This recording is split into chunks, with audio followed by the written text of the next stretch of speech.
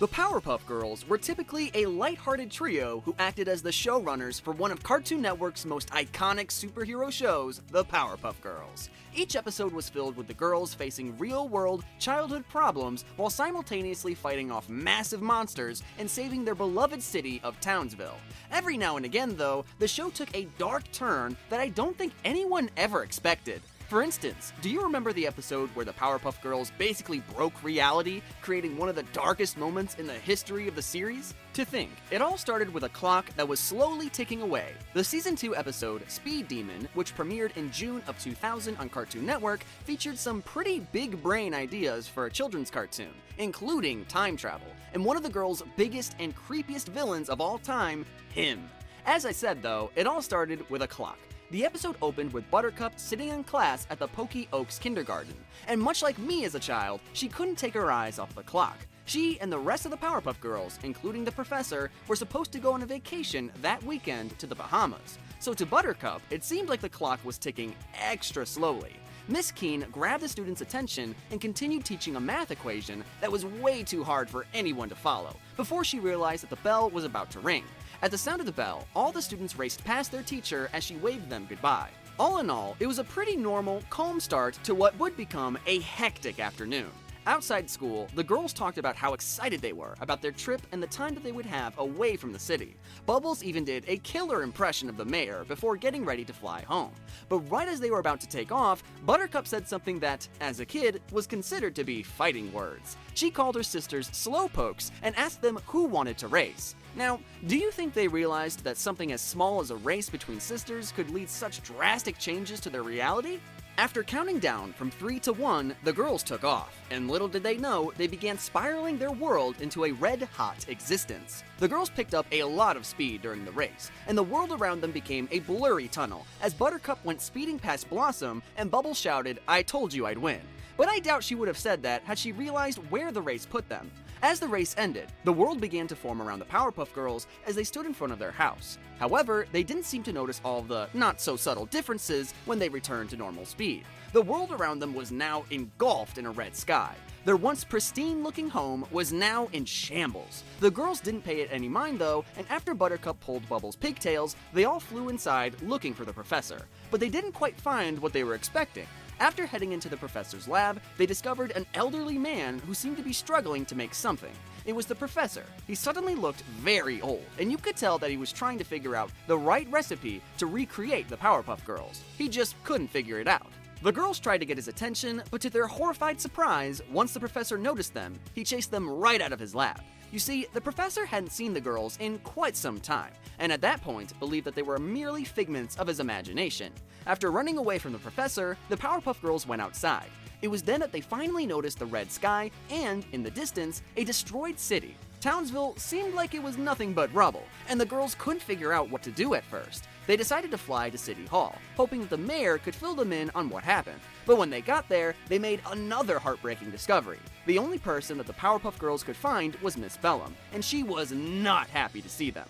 The episode made it clear that in whatever reality the girls ended up in, the mayor had passed away, leaving Miss Bellum to mourn and eventually lash out at the girls, kicking them out of City Hall. The girls were freaking out by this point, and admittedly, I was too as a viewer. There was one last stop that they felt might help them, and in this case, it happened to be where the episode first started. The girls returned to the Pokey Oaks kindergarten, but were shocked to find that it was destroyed as well. The only person left in the area was their old teacher, Miss Keene, who, much like the professor, had aged quite a bit. She was standing in place, waving goodbye, just like she did to the girls before they raced away. The episode showed Blossom trying to talk to her, but Miss Keene didn't respond at all. It's like she wasn't even listening. The girls made a startling realization. Somehow, during their race, they must have broken some sort of space-time barrier because they were now suddenly 50 years into the future. After realizing that somehow their race home transported them into the future, the Puffs were terrified. To make matters worse, out of the red abyss around them came an ominous laugh. Ha! You know how they say laughter is the best medicine? Well, not in this case, since the girls were about to face one of their most dangerous enemies, him. The Powerpuff Girls began to panic, as him's laughter seemed to surround them. Suddenly, wisps of smoke began to emerge from the ground and they showed Blossom starting to sweat. Him was just toying with them though, and he began to explain what had happened to the world in their absence. He claimed that seconds, minutes, hours, days, and nights all crawled by as the girls sped through time. Him teleported from place to place, toying with the Powerpuff Girls, eventually forcing Buttercup to hear an echo of her past self. The echo was her challenging her sisters to a race, the race that caused them all to travel through time in the first place. As Buttercup grew more and more enraged, Him mentioned that when the girls traveled through time, they sent their world into his dimension, which was basically an animated hellscape. Now, this was a show meant for children, so they couldn't outright call it hell. But even as a kid, I knew what I was looking at. The episode continued with the Powerpuff Girls trying to solve the problem with their usual method, beating the crap out of it. But it didn't work.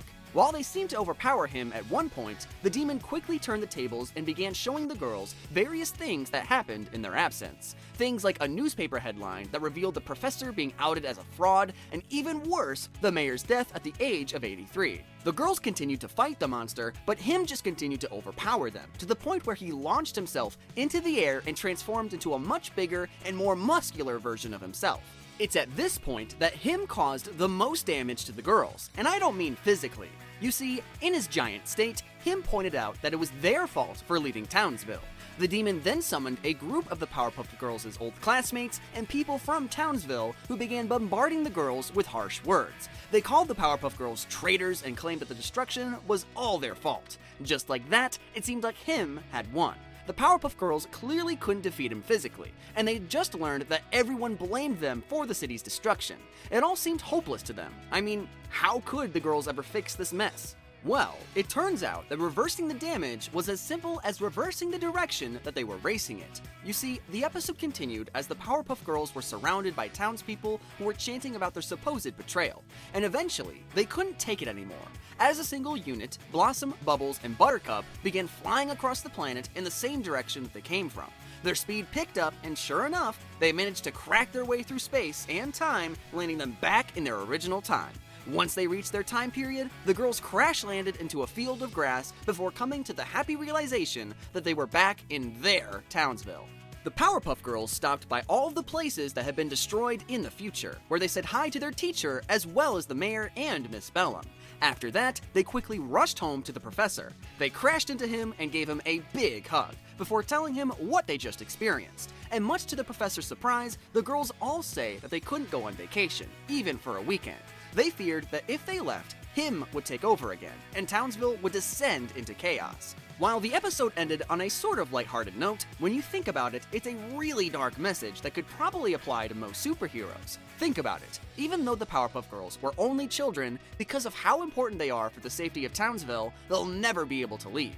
Sad. What's even more interesting, though, is that they didn't even want to leave anymore. They witnessed everything that they would lose if they weren't around, and how dark everyone's lives would get. So they chose to sacrifice their own rest and time off to ensure that would never happen. It's a great message in some ways, if you are a superhero, and it obviously goes hand in hand with the idea of doing something for the greater good. But you can't deny how sad it is that these girls would never be able to live a normal life. Heavy-hitting themes for these young kids, if you ask me.